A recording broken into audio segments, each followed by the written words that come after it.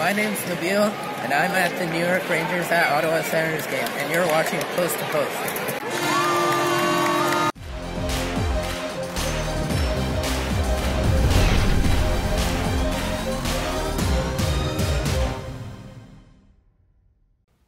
Hello and welcome to Post, the channel where we discuss all things hockey and all teams. And I meant to make this video yesterday, but I was just quite busy doing some stuff for our Patreon members, planning some videos. I went to go take some pictures, do some personal stuff.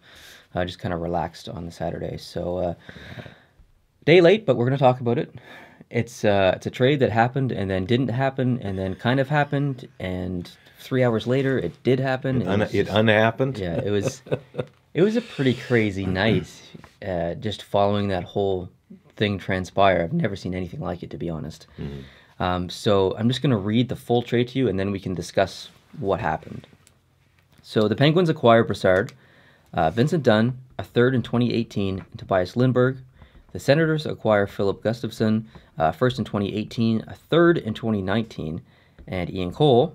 The Knights acquire Ryan Reeves, a fourth round 2018 pick, and retained 40%, or some reports said 50, some reports said 40, of Brassard's salary. So this trade happened between Ottawa and Pittsburgh, and then there was complications within the NHL because there was a third team involved, which was Vegas, and they stopped the trade because they felt like, or I think Vegas wasn't getting enough or something like that, or... Well, Vegas, if I read it correctly, and this may have been corrected, but Vegas was intending to retain some salary. Right. And the league said you can't retain salary if you don't actually put the player in your roster. Because Vegas would they're just using Vegas as a conduit to flip the salary and reduce it again. If I read that right. I could have that all screwed up. But the league stepped in and said, you can't do it that way. But they did do it that way.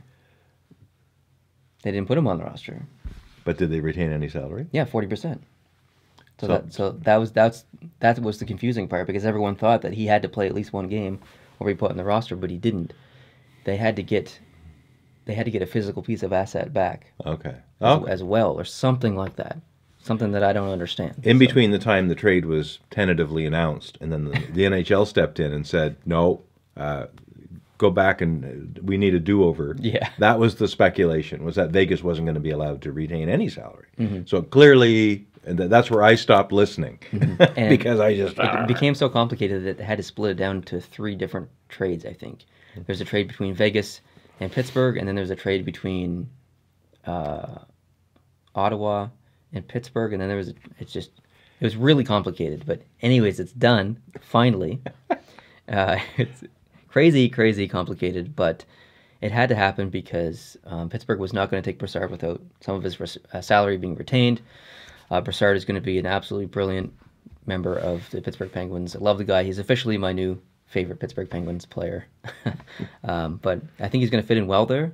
I don't watch Pittsburgh a lot, but I watch Ottawa a lot because they're in the same division as Montreal, and there's been lots of drama out of Ottawa this year, so I've been paying lots of attention to them. I think Brassard is going to do really well there. As far as all the other assets, like Cole's going to get reflipped by Ottawa probably before Monday. I'm disappointed that Ryan Reeves leaves Pittsburgh, but I think he's exactly what Vegas needs. I think they can put him in the lineup in the playoffs and be that shutdown player and add that physicality, because playoffs are so physical. They get another pick. They have so many picks, it's unbelievable. Yeah. The only bad thing is they have to retain a bit of Brassard's salary, but they have lots of cap space anyway, so that doesn't really matter. And it especially doesn't matter if they don't make any more moves in the trade deadline. I believe the Senators win this trade because I don't think they felt like Brassard was a long-term option anyway. So they were trying to get rid of him regardless of the trade deadline, in my opinion. They were trying to clean house anyways because they're in the part of a rebuild. They get a first, they get a third, and they get a good goalie prospect. So I really do think Ottawa wins this trade. But if Pittsburgh wins the Stanley Cup, then Pittsburgh wins this trade because of Brassard. And when you look at how they got Brassard in the first place, it was a straight swap for Zibanejad, right? Yes, with the Rangers, yeah. And that was... I think there was a few other assets, maybe. Was there? Yeah. But it was mostly like one for one.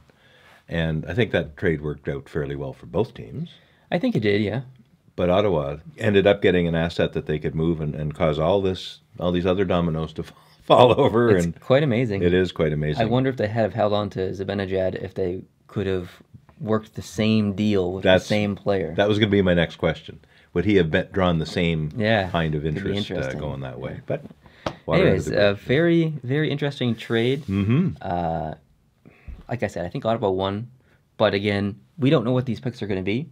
Anytime a trade involves picks, we won't know for years, literally years, who wins this trade. Because though that first and third could be a total flop, who knows? Yeah. So it's a tough trade to predict. But it's a fun trade to talk about because it's so complex. And I still don't understand it. So. Good. It's not just me. All right, guys. Thank you guys very much for watching. If you like this video, hit the like button. If you're new here, hit the subscribe button. And look out for another video coming soon on Nash and then the podcast later tonight. Thanks for watching, and I'll see you later. Adios.